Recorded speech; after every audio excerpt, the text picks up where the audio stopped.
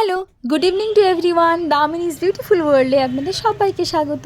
আজকে চলে এসেছি রাসের মেলায়, কুচবিহারের বিখ্যাত রাসের মেলা। আর প্রথমবার আমিও কুচবিহার রাসের মেলায় এসেছি। এখানে দেখছি অনেক দূর থেকে, মানে মন্দিরের অনেক দূর থেকে কিন্তু এরকম দোকান বসে রয়েছে। আর মেলার তো মজাটাই এটা, কত দোকান পাট দেখতে কি ভালো লাগে।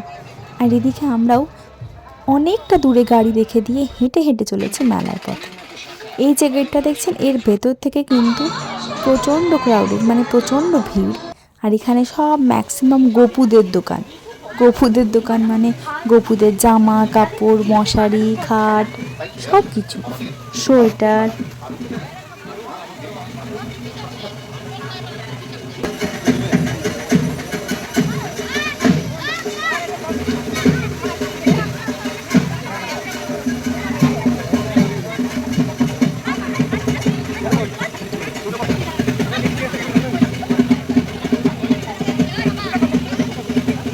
কতবার করবে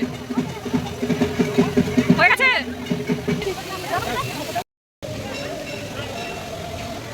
ষোড়শী পুজো কি করে বুঝলে?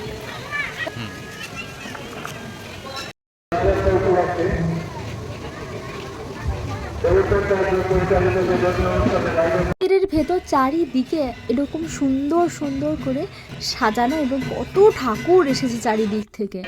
আর এই যে বাবা মদন মোহন বসে আছেন। মন্দিরের ভেতর থেকে মদন মোহনকে একটু বাইরের করিডোরে আনা হয়েছে এবং সবাই দেখছে সেই মদন মোহনকে। আর এই সময়টা ফটোও তোলা যাচ্ছে, এত সুন্দর লাগছে না দেখতে।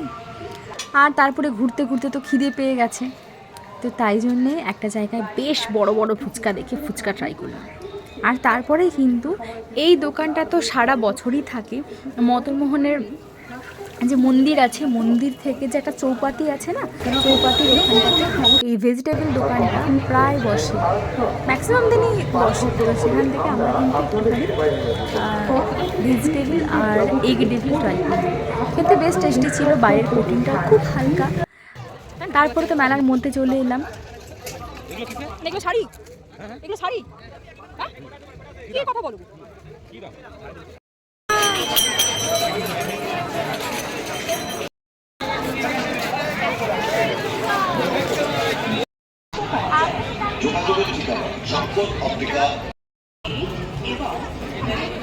খাবার কত?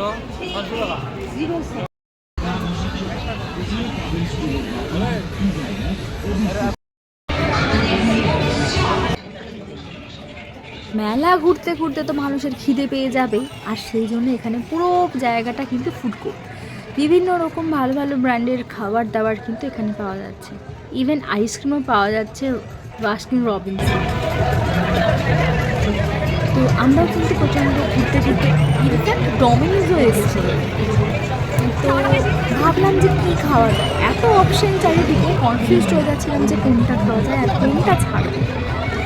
এখানে কিন্তু ভাঁড়ে করে চা, তন্দুরি চা থেকে শুরু করে পটাটো চিপস থেকে শুরু করে কী পাওয়া যাচ্ছে না, সমস্ত কিছু পাওয়া যাচ্ছে এখানে। কিন্তু মেলা মানে জিলিপি না খেলে তো মেলাতে আসাটাই বেটার। আর গরম গরম জিলিপি আসলে আমরা কিন্তু কিছুটা নিয়ে নিচ্ছি। তারপর এখানে এসেছি কুচবিহার সিএফসি। এখানকার ক্রাঞ্চি চিকেনের খুব নাম শুনেছি, আমি কিন্তু প্রথমবার ট্রাই করছি। আমার মনে হলো চিকেনের ফিলেটা ভীষণ পাতলা, মানে এত পাতলা চিকেনের ফিলে ধরা যাবে না। আর ক্রাঞ্চি, বাট বাইরের যে কোটিংটা হালকা মিষ্টি মিষ্টি। এখানে নিয়েছিলাম চিকেন মালাই কাবাব। ওটা খাওয়ার পরে এখানে একটা দারুণ জিনিস লক্ষ্য করলাম, যে একটা পুরো জায়গা ভর্তি ফুচকা। আর ফুচকা আমার অ্যাকচুয়ালি ভীষণ পছন্দের, আর এরকম ফুচকার ওয়াল দেখে আমি অবাক হয়ে গেছি। আর এখানে এসেছিলাম একটা আচারের দোকানে। সেই আচারের দোকানে ওনারা সব আচার আমাদেরকে দিয়ে টেস্ট করাবেন। আমরা টেস্ট করতে চাইছি না, কিন্তু ওনারা টেস্ট করিয়েই ছাড়বেন। আমার না খালি করে চিবিয়ে খেতে হবে না বাবা। টক ঝাল, এটা আম হবে মিষ্টি, এটা টক ঝাল হবে আম। আম আম ম্যাঙ্গো মিষ্টি আছে। ডালের পর ডালের বাবর কোনটা? আসলে কুচবিহারের এই রাসমেলায় কিন্তু আমরা দুদিন গেছিলাম পরপর পরপর বলবো না, কিন্তু দুদিন আমরা গেছিলাম। একদিন আমরা নিজেরা একারা গেছিলাম, আমি আর হাজব্যান্ড, আর আরেক দিন কিন্তু পল্লবী, চন্দন ভাই, সব বন্ধু বান্ধবরা গেছিলো, তাই আমরা গেছিলাম ওখানে। তো এটা হচ্ছে পরের দিনকার ক্লিপিংস, যেখানে আমরা সেই ফুড কোর্টে গিয়ে আবার খাওয়া দাওয়া করেছি। মানে আমাদের সবগুলো ফুড কোর্ট একেবারে গোড়া হয়ে গেছে, কোনটাতে ভালো খাবার দাবার পাওয়া যায় সব আমরা টেস্ট করে নিয়েছি। আগের দিন যেহেতু মালাই টিক্কা কাবাব খেয়েছিলাম, এবারে খেয়েছি কিন্তু হরিয়ালি কাবাব। অ্যাকচুয়ালি হরিয়ালি কাবাবটা আমার সব দিনের ফেভারিট, আর সেই জন্য কিন্তু হরিয়ালি কাবাব খেয়ে নিয়েছি এবং খাবাব টাবাব খেয়ে ওখান থেকে বেরিয়ে এসেছি। আর পল্লবীরা মন্দিরের দিকে গিয়ে প্রণাম করে এসছে, আর আমরা কিন্তু এদিকে গাড়ির জন্য ওয়েট করছি। এই যে হাতে এতগুলো জিনিস নিয়ে মিষ্টি ফিষ্টি নিয়ে দাঁড়িয়ে রয়েছি।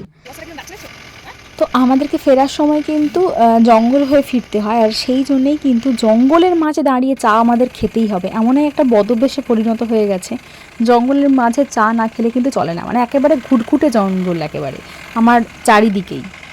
যাই হোক, আমার আজকের ব্লগটা কিন্তু এতটাই। যদি ভালো লেগে থাকে লাইক শেয়ার কমেন্ট করে দেবেন, নতুন হয়ে থাকে প্লিজ সাবস্ক্রাইব করে দেবেন। টাটা।